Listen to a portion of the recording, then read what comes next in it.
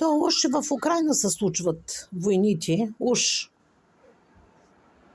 Ама това въобще не попречи на 4-5 хиляди евреи да се изнесат за празниците, колко един месец и колко бяха там. Сега май се тръгнаха вече. И ти писа града Оман. И това го знам много отдавна, още от първия, втория ден, откакто се изнесаха там. С куфарите, награбили всеки по 2 куфара. И ти викаш Оман. Не Оман, Уман. С У. Не съм го написала грешно. Ето и може да го чекираш, бе, напиши във Фейсбук. Или в Ютуб. Видеа колкото искаш.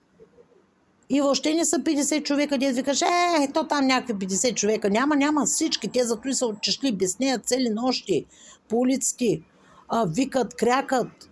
Местните украинци се оплакват от тях. Добре дошло за бизнеса, за те, които имат бизнеси. Ще печелят. Нали? Ако имаш магазин, ще купуват, но и добре дошло, ама за другите работещи деца по фабрики, там други такова, тези хора не могат да се спят. Цяла нощ викат, крякат по улица, нали? Гледах видеята. Кой ще ми говориш? 50 човека. 4-5 хиляди заминали.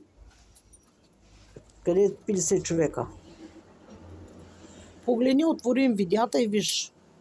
Пълно е с такива видеа. Напиши в Google или където ще да е, Оман, евреи.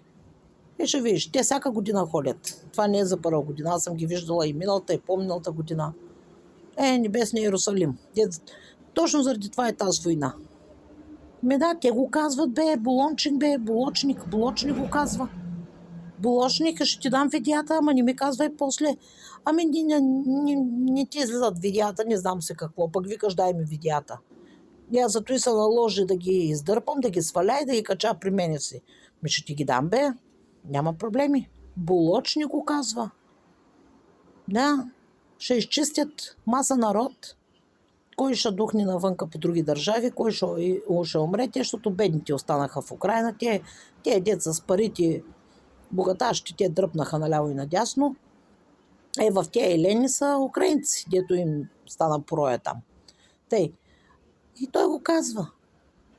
Точно и ясно. Ще останат. Там колко казват, ще останат и те ще им бъдат слуги. И че евреите ще вземат такива висши длъжности, а уния ще им слугуват. Сега това, мислиш, че аз ли си го измислям? Като ти дам видеото, ко ще кажеш? Пак ще кажеш, че е фейково, че това не е неговия глас. Айде де.